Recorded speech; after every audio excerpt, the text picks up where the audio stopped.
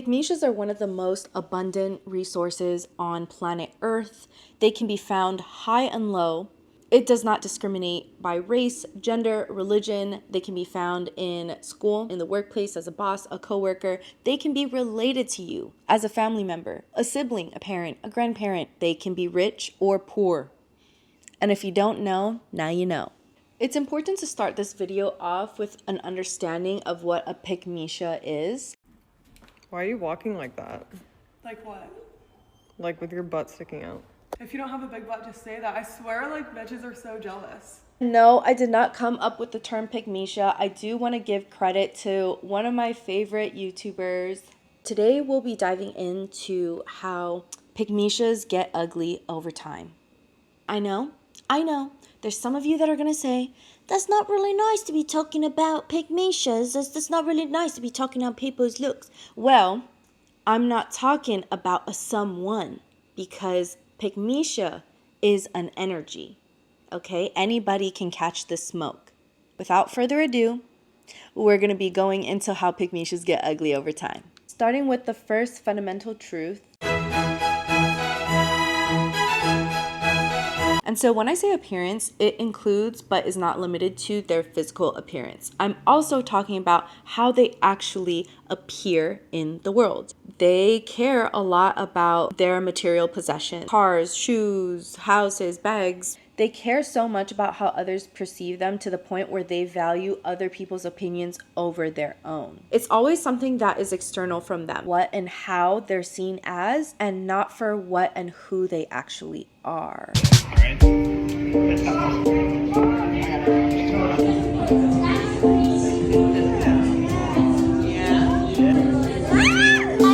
I heard you call. They ultimately struggle with lack as their core identity, and that's why they spend every single waking opportunity to try and prove their worth or value. It's really important to remember that anybody at any point in their life can act or become like a Pickmesha. They're in mental jail. Goddamn. Pickmeshas know that they don't have any other interesting facets to their personality since they've operated most of their lives conveniently depending on how attractive they are or the wealth that they were born into or what they have. And they view these things as the best thing about them. They haven't taken the time to explore other parts of their being, such as compassion, such as genuine companionship, self-reflection, self-fulfillment. Those were irrelevant to them growing up because life was already so easy with them just depending on the superficial. So there's a cure to this disease, and yes, I do say disease because dis-ease. They're not in a state of ease. They're constantly fighting for more validation and it's never enough. We're gonna move on to... I've categorized two different types of Pickmeshas under the category of Pickmesha women. Starting off, we have the classic. Think of the girl who's really nice to guys and then really mean to girls. They excel at being a wolf in sheep's clothing. Hi, so nice to meet you. You have filler, right? Right, okay, yeah, I thought so. Where do you get your lashes done? Yeah, they're just really fluffy. Like a caterpillar almost. You're a natural blonde though, right? You're not, oh my God. Wow, that must be a lot of upkeep. Yeah, that would just take way too long. I mean, if I was you, I'd just be rocking the brunette at this point. I'm so low maintenance. I need you to teach me how to do such heavy makeup. No, I've never done it before. I wear clear mascara. Yeah, I don't wear any makeup at all. The highlighter on my nose. No, that's natural. It's oil on my skin. Yeah. They're tactful, they're semi-aware, and they're manipulative enough to know when and where they can spew a little bullshit and get away with it. We all know a bitchy Pickmesha in our lives. They will do absolutely everything and anything to sabotage a woman so that they can be seen as the superior choice. Nothing beats a Jet2 holiday. And right now, you can save £50 per person. That's £200 off for a family of 4. These types of Pickmeshas love to give backhanded compliments that seem not that bad, and they're not outright mean, but they have a little yucky undertone to them. Oh my gosh, your makeup is so pretty. Thank you. How long did that take? Like 40 minutes. I love though like how passionate you are to like put all that work into your appearance, you know? Oh, yeah. Wait, those jeans are so cute. Thank you. I wish that I could wear jeans, like my butt is just too big, you know? Like every time I get them, it's like a gap in the waist because my butt is just really big, so. The thing about me is people don't really understand, like, I'm one of the boys. Ever since I was a little girl, like, I never got along with girls. We just have too much drama. It's really weird. All 15 of my best friends in my entire life, they've all been boys. Joey, Nicholas, Ben, he's a great one. Zach. No, you just lack the ability to form genuine relationships or connections with other women because you view the male attention towards you as a scarce resource, so you're constantly in fight mode for it. That's why. The panhandler Pickmesha. Shira 7 likes to address these panhandler Pickmeshas as Barbara de Builders. They're the type of Pickmeshas that constantly downplay their spark to fish for compliments. The kind of woman who is actually very academically intelligent but pretends to be stupid so that they can appear quirky or likable to men. Constantly begging for attention, and they're attention starved, but they're also the charitable type. They are the ones that love to appear noble, and then, that's also going back into, I'm not like the other girls. You see me, even though he was broke, and even though he was dusty, I stayed with him. I've just been there, and so I deserve a cookie, but I'm not getting what I want, and that's why I'm unhappy. Panhandler energy. Barbara de Builders love building up dusties only to be cheated on or only to be left behind. Men don't get called Pickmeshas enough. When people say Pickmesha or pick me, they automatically to think of women as a default. Oh, no. Not over here. No, sorry. Think of the annoying finance bro that is so desperate to be seen as alpha. He's the one that's constantly talking about how much money he makes, but not from a standpoint of sharing about how much money he actually makes from a neutral standpoint. He's doing it so that he can put other people down or so that he can be the loudest in the room. I know I overdressed a little bit, but I work in finance, JP Morgan, ever heard of it? Yeah. What about you? What line of work are you in? A lash technician? Okay. That's almost respectable, right? Actually, my day was okay. I just got promoted to Director of Corporate Finance, youngest in company history, actually. But this morning they also messed up my Starbucks order, so you win some, you lose some, I guess. I make 200K a year. What? Oh, wait, I thought you asked about how much money I made. Oh, you didn't? Oh, okay, never mind then. Yeah, it's okay. We don't have to talk about money. Oh, yeah, you messed up her eyelash today? Okay, yeah. That's, exciting, I guess, right? Oh, I'll grab this. Don't worry about it.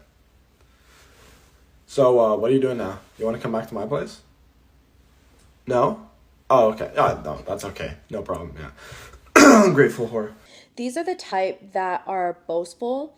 They have that in-your-face attitude. They tend to be rude to service workers, and they're just generally pretty unpleasant to be around because you can't even get a sentence in. Very poor at rejection handling. They're the type of dudes that go, oh, hey, you're so hot, baby girl. And then when the woman doesn't want him, he's like, oh, you're not that cute anyway. Pickmesha. Arrogant Pickmeshas are not as sophisticated as bitchy Pickmeshas. Bitchy Pickmeshas have definitely had more skin in the game. However, arrogant Pickmeshas don't know how to mask an insult as a compliment. They just straight up will insult you. Puppy dog Pickmesha is in a constant state of nice guys finish last. Well, I guess that wasn't meant for me because women like bad boys and I'm such a gentleman and they don't care about chivalry like how they used to. Constantly feeling sorry about themselves. They're like an energy vampire. That was good. Okay, you're next. Would you rather have invisibility or super speed? I'm already invisible. Never mind. My turn. Okay, would you jump off that really big building? Or give a guy like me a hug? Oh. Valentine's Day is actually coming up. I've never had a Valentine's before. Isn't that crazy? Girls usually don't like guys like me. I guess goofy guys just aren't the move nowadays. I guess it's my fault for being a lover boy.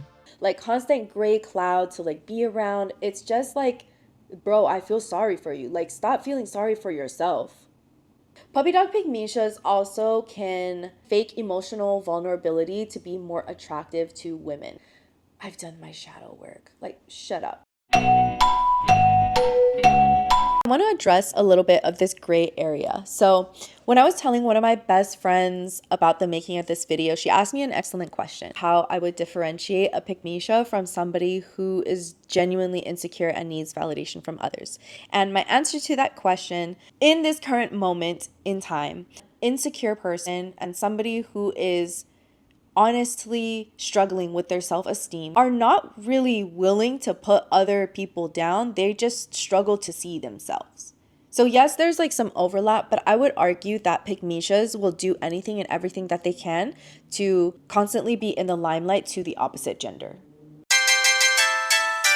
If you're unfamiliar, the concept of mana originates from various cultures in the Pacific. Also, if you're somebody who likes to watch anime, you've probably heard of the concept of mana. Mana refers to a supernatural or spiritual energy that can be found in a person, place, or object. And it is believed that mana can be gained or lost. You might have heard online, aura farming, aura points. I gained X amount of aura points. He lost 10,000 aura points. It's the same thing as mana.